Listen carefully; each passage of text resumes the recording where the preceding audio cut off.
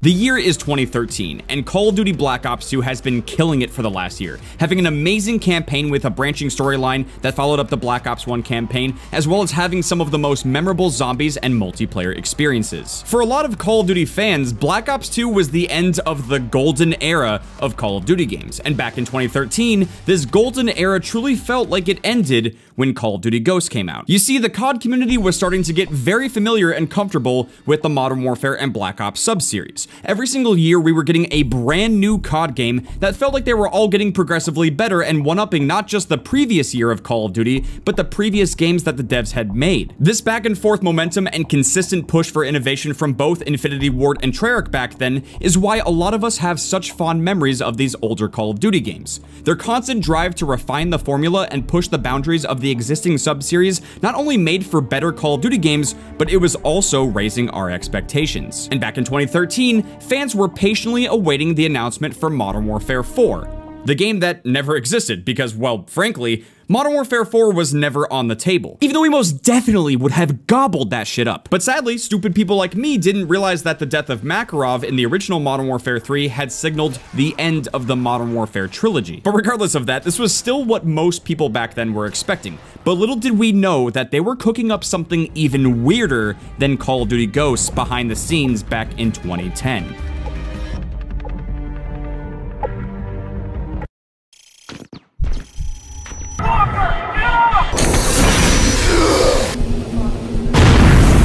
The footage you're seeing right now is from NX1, a cut Call of Duty project from Neversoft that was created after more than half of the original Infinity Ward team left to form Respawn Entertainment, who worked on the Titanfall series and now currently works on Apex Legends. This game never saw the light of day up until recently, and it seems to have traces of all kinds of different Call of Duty games packaged into one. The UI elements in the lobby screen are reminiscent of the original Modern Warfare 2 and Modern Warfare 3, and the gameplay oddly looks like a mixture of Call of Duty Ghosts and Infinite Warfare. My assumption is that internally, the leftover Infinity Ward team knew that their former colleagues were getting tired of making Modern Warfare games and that they wanted to try something new and innovative with Titanfall, a futuristic FPS game, which was the main reason they left to form Respawn in the first place. Knowing this now, I have a hunch that back then Infinity Ward and Activision were anticipating some steep competition from Respawn once they got things going. And this could possibly explain the shocking pivot of futuristic Call of Duty games with exosuits and advanced movement later on. It was a reaction to Call of Duty getting some competition from Titanfall. There's always been some level of discussion and speculation about this being the case, but this build of NX1 from 2010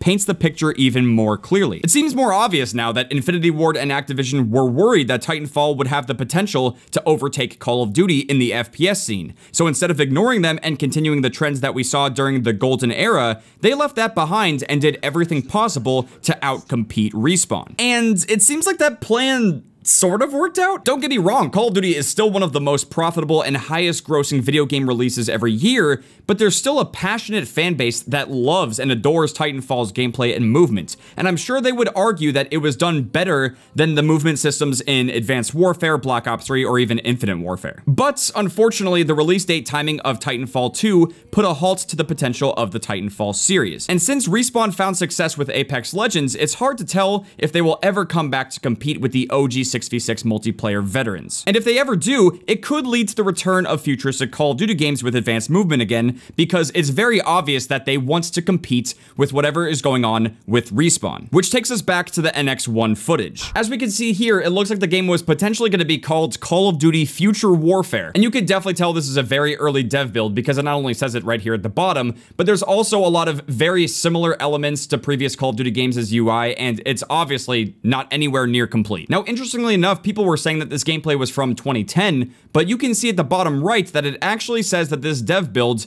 is from December 18th of 2011. Now, that's not to say that NX1 didn't start development in 2010. I just wanted to point that out because it does say 2011 at the bottom right. But let's move on. As you can see, they're looking through the different missions here, and this is what we have. On the mission screen, we have NX levels, we have current prototypes, they have 3 acts, and a museum, which is very reminiscent of the original Modern Warfare 2. And strangely enough, this preview picture actually looks a a lot like Launch from Black Ops 1. But as we move forward, you can see that they click on NX levels here, and we can get a full list of all of the missions that were currently being worked on. Now, just as a heads up, this is just a quick video from Twitter, so we're not going to be able to see all of the missions, but we can kind of get an idea of what they might have been like just from looking at the preview pictures. I don't know about you guys, but this picture right here is looking a lot like Call of Duty 4 or even Modern Warfare 2. Looks like he's potentially holding a SCAR or an M4, and we've got two bad guys in the middle of the street about to die, and there's a helicopter up there. After that, we have visiting hours, and I'm not exactly sure who we're visiting, but this guy's clearly fucked up. It's just an assumption, but this seems like it could have been a more story-driven mission with probably less action, but more story building. Next up, we have Into the Fire. Not too sure about this one. There's not a lot we can really go off of. After that, we have Winter Anvil, and I guess this is that picture that looks like Launch from Black Ops 1. After that, we have Descent, which is clearly, I mean, this looks so much like Infinite Warfare, it's crazy. But if I'm not mistaken, I think Call of Duty Ghosts also had some space missions, so it could also be the space mission from Ghosts. Next up, we have a mission here called Hit Hard at Home, which seems like it would have probably been a mission that took place in the US somewhere. Not sure if that's like a helipad or something. It's really hard to tell exactly what this place could be, but ultimately this next mission here called Moonbase Assault is the one that gets played. As you can see, we have the 4 typical difficulties you always see in Call of Duty games, and this person opts for regular. As you can see here, we have the loading screen, and it's going to show the Neversoft logo, which confirms that they were the ones developing this game, which is really interesting because back then they were actually making Guitar Hero games. Okay, it says the high grounds, we have to get to the armory, which I'm guessing is the main objective.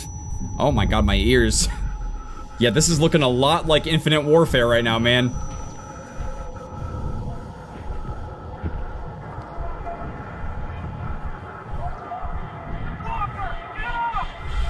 Okay, so we have Miller and Walker. Miller's helping us up. Oh, he died!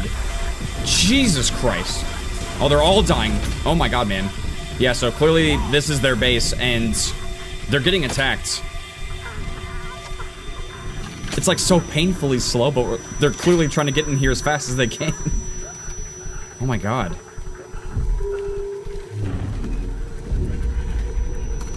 They're moving in. There's no way we would not have died. And this is intense so far.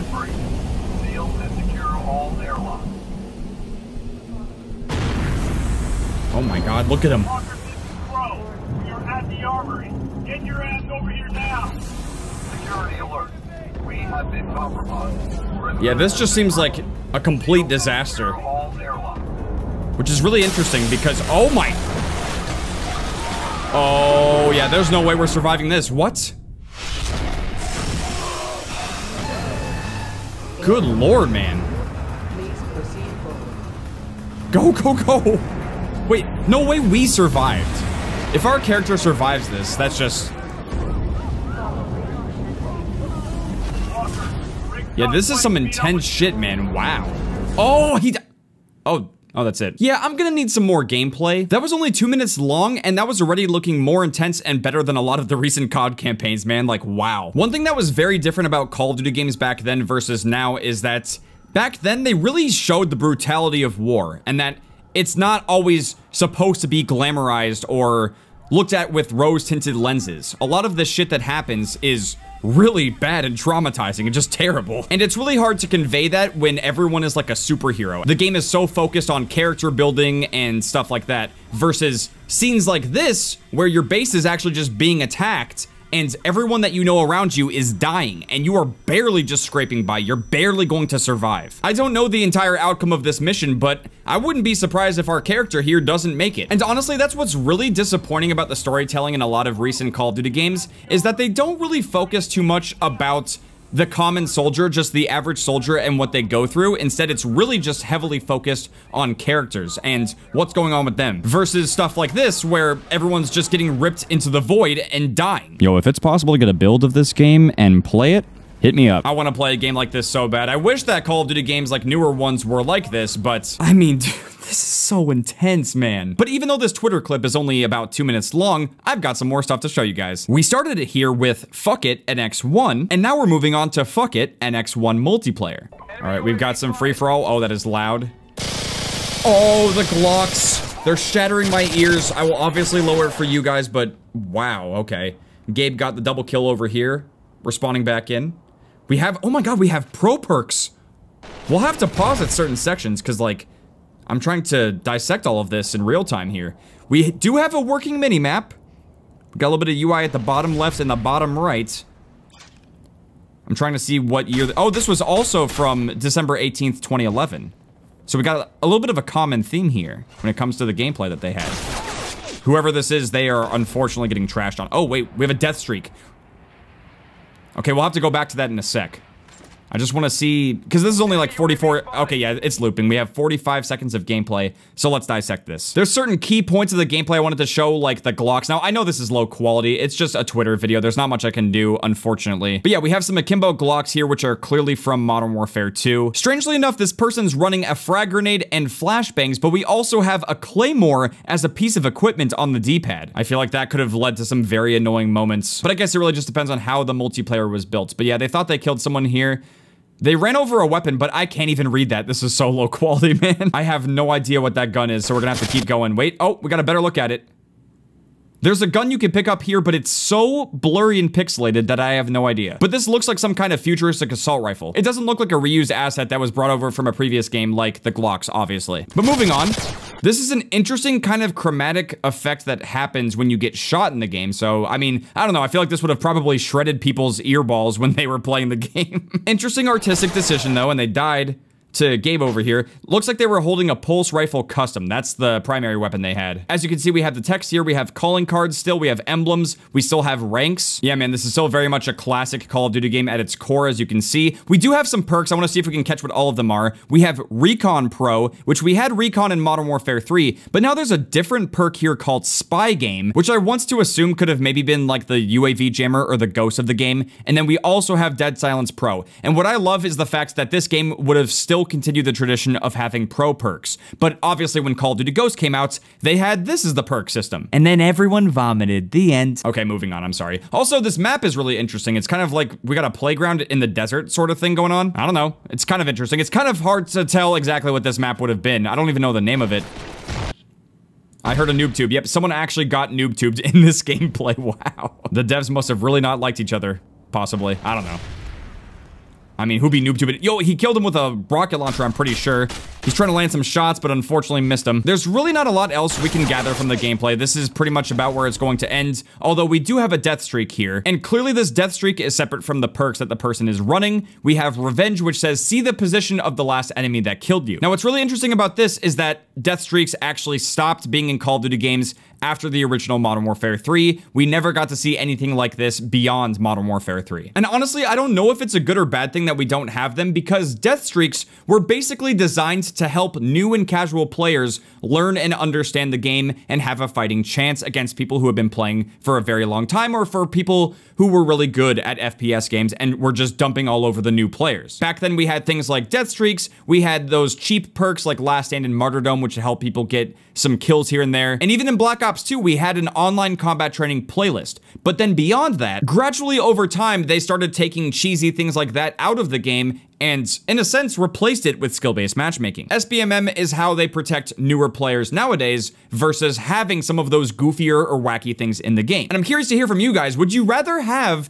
stuff like Last Stand, Martyrdom, death streaks, online combat training versus the skill-based matchmaking system that we have now? I'm definitely curious to hear your guys' thoughts on that. But yeah, this is pretty much the end of the multiplayer gameplay. I'm gonna do some digging and see if I can find anything else on the internet. Okay, so yeah, that was all of the footage that I could actually find. We don't really have anything else out there on the internet. Okay, so I'm recording this bit the day after because I actually forgot to include it, but the same person who had the NX1 multiplayer gameplay on Twitter also shared a full list of all of the maps that were going to be in NX1, and this list is something else. We're starting off here with the first map, which is called Whiteout, which actually was a map from Call of Duty Ghosts. Now, I'm not sure if this map that was in NX1 is the exact same map that ended up being in Ghosts, but still, that's just a crazy coincidence. There's also a bunch of legacy maps, which were probably just brought over from Modern Warfare 2, because Modern Warfare 2 also had DLC that included a lot of these maps, and I doubt they would have been the COD 4 version. So we have Legacy Afghan, Crash, Outpost, Overgrown, and Terminal. Pretty cool to see that as well, but as we start to go towards the bottom, we're starting to get some newer stuff. We have a map called Apartment, which, I mean, I don't think that's anything too crazy, but then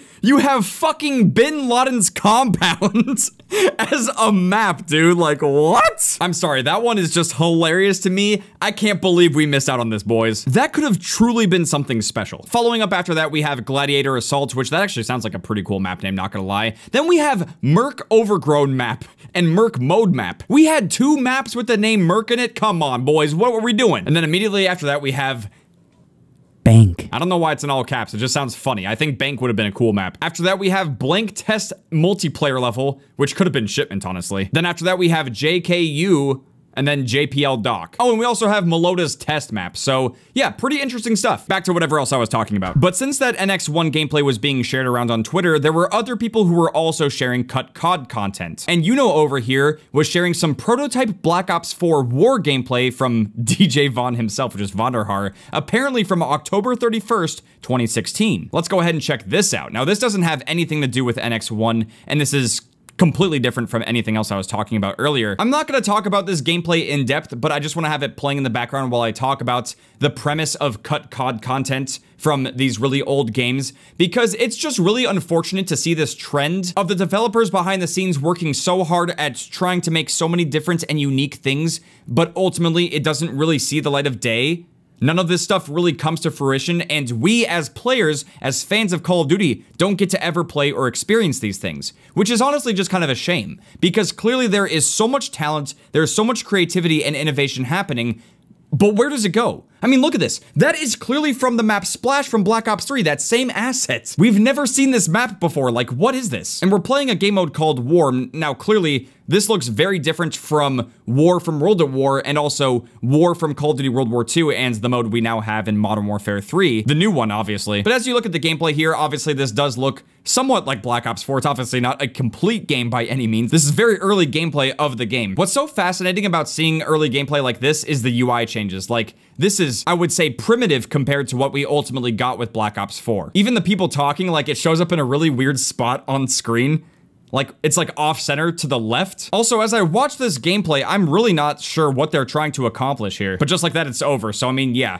I don't really understand exactly how this mode was gonna play out, but man, it is so cool to see all of this cut content being shared and shown, and I really do hope that at some point in the future for Call of Duty, we can actually start getting games like this and getting content like this. I was also saying this in a recent Call of Duty video, but I really wish that they would stop playing it so safe and actually take some more risks. During the golden era of Call of Duty, they really were pushing the boundaries and actually innovating the franchise, and even though they did some things here and there that were controversial and making headlines and stuff, that was part of why it was so successful. I don't know if that's just me, but it feels like things have been getting a little chummy around here, and I would like to see them try some new things. Even if that means going back to this weird, funky Future Warfare game from 2010. But with that being said, thank you guys very much for watching. I hope you guys enjoyed this NX1 gameplay that we've never seen before, and unfortunately, it is a Call of Duty game that we're never going to get. But definitely let me know in the comments if you would have liked to see a COD game like this be released. And with that being said, I really do hope you guys enjoyed this video. If you guys did and you'd like to see some more cut COD content like this, make sure to drop a like. I'll see you guys later. Outcome, Triangle.